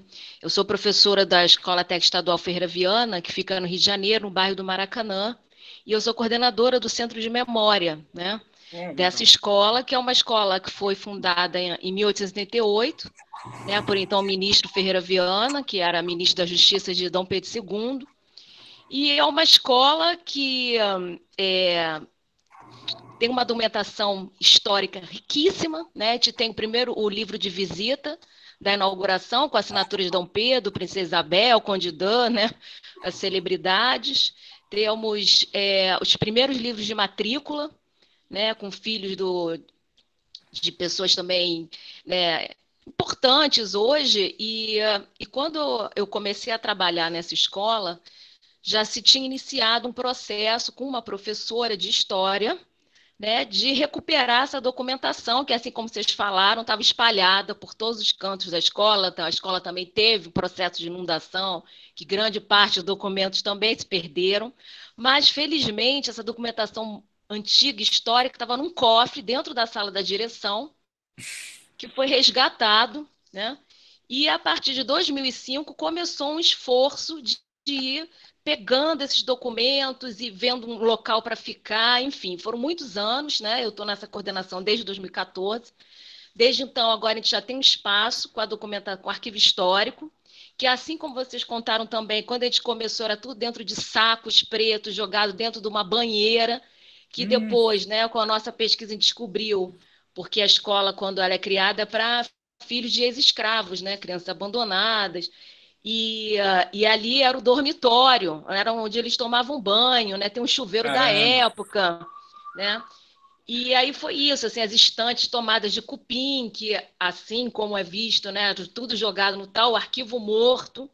E fizemos vários projetos para a FAPERJ, agora, né, fomos contemplados com o terceiro, e montamos até o primeiro laboratório de conservação de documento lá na escola, né? Então, primeira escola do Rio que tem um laboratório de conservação. Só que somos uma supervisora educacional que foi fazer um curso na PERJ, né, Arquivo Público do Estado do Rio de Janeiro, que deu um pequeno embasamento para a gente, fazendo cursos extras, né, para fazer minimamente, né, essa higienização dos documentos. E montamos, né, um arquivo assim também, minimamente, com o que é possível. Pode falar, professor. Karina, eu já estou levando uma rede e me instalando aí. O problema é a pandemia, tá? Então, por isso que eu resolvi falar. Falei assim, gente, tem que ver o contato dos professores, também da Unirio, né? Estar próximo, fazer uma parceria com o curso de arquivologia, porque, assim, o mínimo arquivo que quando a gente começou a montar esse arquivo, foi com uma ex-aluna minha do ensino médio, que hoje ela é formada, né, em arquivologia, e é funcionária da Escola de Música da UFRJ, né? Ela é responsável pelo arquivo da Escola de Música. Ela que foi lá na escola me ajudou. Esses princípios iniciais e a nossa, assim, luta e estudo, né, por fora, para montar esse arquivo. A gente recebe muitos pesquisadores, já tem várias monografias, dissertações, teses, né, dos cursos no Rio de Janeiro, de universidade, com essa documentação, né? Então, assim, gostaria de saber de que forma a gente podia, né, se conectar, montar aí uma rede para a gente, né, agora com a pandemia, infelizmente, está fechado, né? E a gente tem Bolsistas Jovens Talentos, que é um trabalho também muito legal, né? Que a gente, com a FAPERJ, a gente conseguiu botar os alunos da escola para trabalhar com a gente. Então, eles também trabalham na organização, na higienização. A gente também fez um projeto junto com a UERJ de história oral, com a Unirio também, né? E aí estamos aí nessa luta, loucas para voltar, né? Atualmente somos só eu e mais duas professoras, que também não tem muito incentivo da instituição, né? A gente está sempre correndo por trás, né?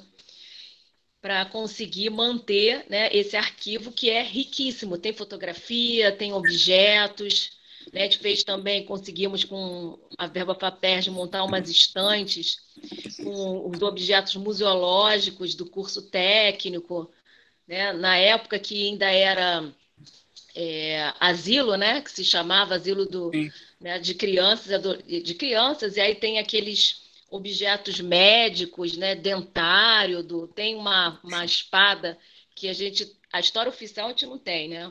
Mas com o emblema de Dom Pedro II, né? Que aí também tem muitas versões dessa espada. Enfim, né? A gente tem lá uma luta árdua com muito carinho, né? Dessa documentação. Então, eu vou falar rapidinho, Ramsés. Eu Pode acho ser a pessoa indicada. eu acho sim que o arquivo dessa escola é super bem-vindo ao nosso projeto de extensão, sabe? É claro que agora a gente está nesse período de pandemia, não tem como a gente fazer um trabalho mais de imersão, de campo, não tem como. Mas você foi falando e foi assim, sabe, me dando uma coisa, eu fiquei pensando, é um grande projeto de extensão, porque a gente tem uma dificuldade muito grande de conseguir adentrar as escolas. Tem isso, Ramsés? Sim, aqui também. Autorização, aí tem que não sei o que, né? Nossa, aí vai praticamente o tempo todo, vão 6 meses praticamente, entendeu? Nessa toda. Ainda correndo risco de não conseguir para algo que é benéfico para a instituição, né? Então, assim, tendo você já como coordenadora, já nessa equipe, isso é meio caminho andado para a gente, entendeu? Então, assim, vai ser um prazer. Eu vou depois, se você puder deixar seu contato no chat, ou então eu vejo, você se inscreveu, né, naquele link, né, eu posso pegar o seu e-mail. Não vou deixar o contato. Isso, por favor, vou anotar. Para a gente poder conversar sobre isso, porque me interessa muito. O Ferreira Viana, ele é da Rede FATEC, não é? Ou já sim. foi? Ele é da Rede FATEC. Pertence à Rede FATEC. Que, aliás, a Rede FATEC, ela tem um centro de memória isso que eu ia falar que agora, fica em Quintino, né? Tem alguns anos que a instituição resolveu, né, valorizar, porque são várias escolas centenárias, não é só o Ferreira Viana. Em Niterói tem o Intilage, Instituto de Educação, né? Tem João Alfredo também, que é da FATEC, não é? Que era o Asilo dos Meninos Desvalidos, né? Isso aí. Visconde Mauá, que fica em Marechal Hermes, enfim. Tem muitas escolas centenárias, todas desenvolvendo esse trabalho de conservação, né, e de guarda dessa documentação. E tem esse centro de memória que fica em Quintino, que é o CEMEF, que organiza, né, administra todos esses centros de memória. Sim, sim. É como se fosse um grande... É como se fosse o central, assim. É o central, isso. Que vai dando as diretrizes, não é isso? Inclusive, vocês eles iam promover um evento sobre educação e arquivos. Sim, a gente vai participar. Esse evento vai ser agora no meio do ano, né? E lá o Ferreira Viana vai apresentar, nós vamos apresentar o trabalho que nós fazemos. Ótimo. Mas eu vou anotar o seu contato, porque com certeza vai ser muito bem-vindo. Com certeza. O nosso projeto de extensão tem justamente esse foco, de trabalhar com arquivos escolares. E, nossa, se você está pedindo, está querendo, e já é meio caminhado, por que não a gente somar, né? A gente unir aí os nossos esforços. Quero sim, vai ser ótimo. Pode contar comigo, pode contar, e aí a gente monta um projeto, eu institucionalizo pela extensão, eu tento conseguir bolsistas também, entendeu? Ai, maravilhoso. Não tem muitos bolsistas não, mas eu acho que pelo menos uns 2 bolsistas a gente consegue, dá para a gente começar, a gente iniciar um trabalho. Tá bom? Obrigada. Bom, nada. Acho que a gente tem muito aí para somar, tá? Temos sim. Só para dar um exemplo, assim, do que a gente fez, assim, com esse esforço, assim, sem saber muito, né? Nós montamos um banco de dados com os dados que a gente pega na hemeroteca digital, né? Desde o início da fundação. Isso também foi um trabalho que os bolsistas Jovens Talentos estão fazendo, já estão na década de 70, né? E aí pegando as informações todas que tem na hemeroteca a respeito da escola. Né? Fizemos um banco de dados no Excel, a gente traçou fundos, né? Então, a escola passou por várias nomenclaturas. Então, a primeira é Casa de São José, depois veio Instituto Ferreira Viana. Então, esses 2 fundos a gente já conseguiu, né, com a ajuda dessa minha aluna que é arquivologista, fazer um banco de dados que está facilitando muito a vida dos pesquisadores. Né? Fizemos um banco de dados com acervo museológico. Então, assim, são essas iniciativas, né, mesmo sem ser da área, mas com a maior boa vontade. São pequenas ações que fazem a diferença, né? Você está falando aí de dividir por fundos. Quando eu fiz o trabalho também de extensão no ISERJ, embora sim, o ISERJ já esteja mais avançado nesse sentido, ainda tinham alguns fundos para a gente trabalhar. E aí a gente trabalhou com um fundo, mas assim, foi só um aluno também, voluntário, e aí eu tive que arcar com tudo para ele poder fazer um trabalho, mas nós conseguimos também inventariar um fundo do período que o ISERJ era a Universidade do Distrito Federal, porque eu estou falando de uma instituição que é, né, centenária. E aí mas foi isso. São pequenas ações, e com certeza o que ele fez deve estar ajudando muito a outros pesquisadores que queiram pesquisar justamente esse momento, esse tempo, né, esse período da UDF. E é isso que a gente tem que fazer. Agora, o que eu ia falar para você também é o seguinte, Karina, tem uma menina chamada Fernanda, que foi minha aluna no mestrado, e ela vai apresentar um trabalho também, numa dessas rodas, eu não sei se é a próxima, só olhando no folder. Eu já me inscrevi em todas. Que bom, então, porque a Fernanda, ela pesquisou 2 escolas do Estado, porque ela é servidora estadual, e aí, ao final, o produto dela, como ela fez um mestrado profissional, ela apresentou um produto técnico-científico, que foi um manual de organização para arquivos escolares, tá? Ah, maravilhoso. Tipo assim, são noções básicas de arquivo, é o básico, mas eu acho que um trabalho inicial já é alguma coisa, é um trabalho super didático, sabe? Tem muita ilustração, então eu acho que vai ser bem bacana, se você... Vai sim. Vai ajudar, e pode também depois baixar também o PDF dela, da dissertação dela, que está no site do PPGA, que da Unirio. Aí tem lá, Fernanda Rodrigues, foi um TCC, ela entrou em 2018, aí tem lá o TCC dela. Aí você pode baixar também, tá bom? Vai ajudar. Muito obrigada. Eu que agradeço. Coloca o seu contato aí, por favor, que eu vou copiar. Obrigada. Karina, eu coloquei o link do grupo, que tem toda a especificação aqui, a dissertação da Fernanda, e para quem tiver interesse também, e coloquei também para o pessoal ao dia da roda da Fernanda, que vai ser dia 29. Gente, eu vou falar para vocês. Eu falei isso na última roda, eu vou falar de novo, eu sou abençoada, porque esses meus monitores, olha, só que são meus, né? Estou me apropriando já. Eles são assim 10, tá vendo? Olha, que eficiência, né, Ramsés? Já colocou Perfeito. Já colocou quando vai ser, já colocou o link do blog. Ai, Lu, obrigada. A Luísa Ramsés me acompanha já há muito tempo. Os primeiros trabalhos do ISERJ, no Instituto Superior de Educação do Rio de Janeiro, a Luísa que começou comigo, na extensão ainda, a gente fazia um trabalho com as futuras pedagogas do Instituto, para saber o que elas sabiam, para entender o que elas sabiam sobre educação em arquivos, se elas sabiam que o arquivo poderia ser um instrumento no processo de ensino e aprendizagem, que existe de memória maravilhoso lá dentro da instituição que elas poderiam utilizar, enfim, a maioria, só uma disse que sim, que sabia, né, da existência. E aí a Luísa, por conta dessa imersão dela nos projetos e tal, a Luísa escreveu o TCC dela sobre políticas públicas e instituições arquivísticas, fez um estudo comparativo Brasil, Colômbia e México, né, Lu? Se eu tiver, você, por favor, me corrija, porque é tanta coisa. E aí, depois, a Lu aproveitou o que ela tinha escrito e aí foi para o mestrado. A gente pensou muito, né, Lu, sobre uma problemática e tal, algo que ela gostaria de escrever. Ela tem uma imersão também no mundo dos museus, né, Luísa? No universo dos museus.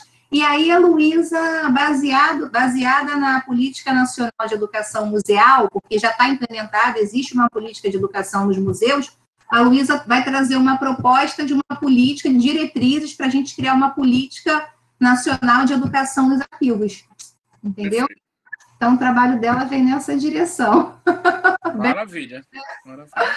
São espaços como esses que potencializam essa possibilidade. Então, não é? E é isso que vai dando força para a gente, Ramsés, para a gente continuar, porque a luta é grande, né? E aí, assim, poxa, tem um aluno aqui, outro ali que se interessa, que está fazendo um trabalho legal, e isso vai dando mais gás, mais energia para a gente continuar na empreitada, né?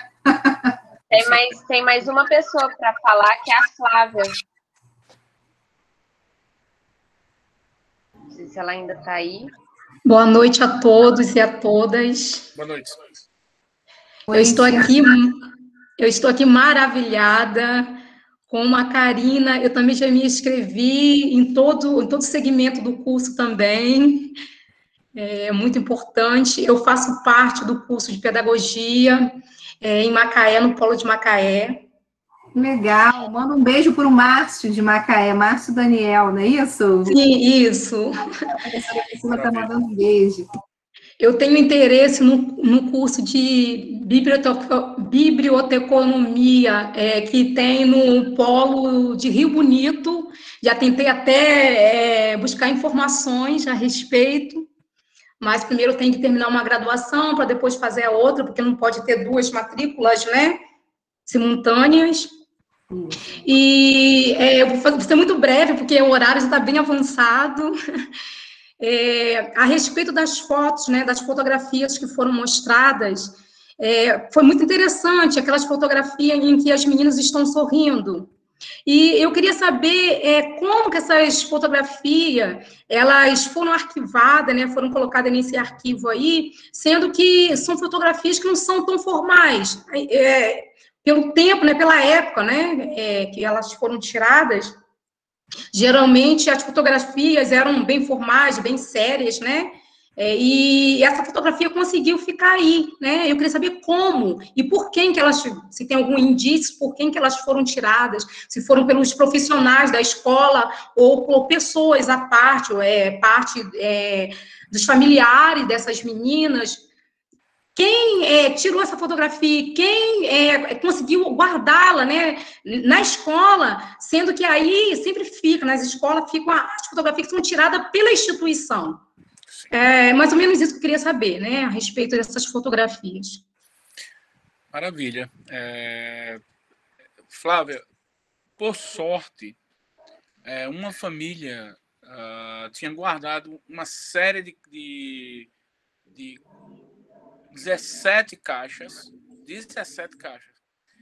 que foram pertencentes a um arquivo pessoal de uma ex-aluna que se tornou professora dessa instituição, a Escola Nossa Senhora das Neves, uma escola confessional. Então ela foi aluna e foi guardando os livros de memórias fotográficas das alunas. Quando ela faleceu, a família, ainda bem, se preocupou em doar para o arquivo de escolas extintas. Por quê? Porque a própria Escola Nossa Senhora das Neves deixou de existir em 2002, e como ela era professora e estava bem organizada, ela deixou, a família possibilitou que esse acervo pessoal se vinculasse ao do Nossa Senhora das Neves, porque ela era ex-educadora do colégio e porque havia uma quantidade enorme de fotos, que pelo tempo não deu para expor, da própria instituição, que nem a escola tinha mais. E aí, no meio, dentro dessas 15 caixas, praticamente, 2 eram de livros que ela ganhava de presente com as assinaturas das alunas e com as fotos e os textos memorialísticos assinados atrás das fotos e, às vezes, no próprio álbum. E ficaram lá. Eu descobri junto com a equipe, fiquei maravilhado exatamente por isso. É raríssimo que encontre na própria instituição que arquiva essa documentação fotos desse âmbito. Tanto é que nós vamos produzir um livro sobre isso, sobre esse tipo de documentação, especialmente esse tipo de fotografia. Mas é realmente muito raro, tá? Ótimo. Acho que não tem mais perguntas, não, né? Também... Eu só gostaria de fazer uma referência, mas aí eu faço quando você... Estamos fechando já nossas atividades. Quer falar? Pode falar, isso aí. Não, é mais em termos de informação. Olha, a UEPB vai encaminhar novamente, nós fizemos um encaminhamento para um mestrado em arquivologia, por muito pouco não conseguimos a efetivação dele, por termos alguns cortes que foram feitos e tudo, mas a probabilidade é grande de eu divulgar, eu divulgo aqui assim que foi encaminhado e assim que a gente conseguir, e uma das áreas vai ser exatamente trabalhar com a perspectiva uma das sub-áreas de uma das áreas, que é História e Patrimônio e Arquivologia, vão trabalhar arquivos escolares, tá? Então, futuramente, nós vamos dar nossa contribuição de alguma forma. Era basicamente... Que ótimo! Mais uma possibilidade, tá vendo? Com certeza. De repente, vocês vão vir para conhecer as nossas terras aqui, por que não? Um prazer! Irei novamente. Com certeza. Quem sabe você é professora, né, também. Então... Opa, é colaboradora, né? Por que não? Quem sabe? Eu já falei, a gente precisa montar uma parceria. Quero muito você no meu grupo, Ramsés, que a gente vai ser, tá? Vamos conversar sobre isso. Pessoal, já são 22 horas e 24 minutos, estendemos até um pouco mais, o teto era até as 22, mas assim, a discussão, as reflexões estavam muito boas, né? E a gente foi ficando. Mas a gente vai dar uma parada, né? E eu vou até deixar aqui o convite, Ramicés, de repente, para um próximo encontro, entendeu? Uma outra experiência que você queira contar, eu quero assim, que você saiba que vai ser sempre muito bem-vindo. Quero te agradecer muito do fundo do coração, foi não vou falar palestra, mas foi uma troca de conversa, uma troca, né? Um bate-papo delicioso, delicioso mesmo. Acho que a gente aprendeu muito, né, com o que você trouxe, com essa realidade, com essa experiência, com as trocas também aqui dos participantes, e eu estou muito feliz, sabe? Tivemos aqui hoje, eu acho que chegou a 38 alunos, né? Então, assim, a gente está falando de uma quinta-feira, 10h25 da noite agora, 34 alunos, então, é muito bom, né? Isso deixa a gente, assim, muito satisfeito, muito feliz, né? Então, eu quero te agradecer mais uma vez por esse tempo que você dedicou para estar aqui com a gente, né, dividindo essa experiência. Quero agradecer também aos seus alunos que participaram, aos alunos da Unirio, da pedagogia, aos interessados de modo geral. Muito bom poder ter vocês aqui com a gente falando sobre esse tema, né, que é um tema tão rico, mas que existe um descaso muito grande ainda e a gente precisa somar esforços, né? Quero desejar a todos uma boa noite, né, um bom final de semana. Cuidem-se, saúde, muita saúde para todos, e eu espero vocês na próxima roda, tá bom? Beijo grande, boa noite. Ramicés, obrigada mais uma vez, querido. Boa noite. Eu que agradeço, foi uma honra. Saúde para todos, fiquem bem. Boa noite, gente. Boa noite, tchau, tchau. Depois eu vou mandar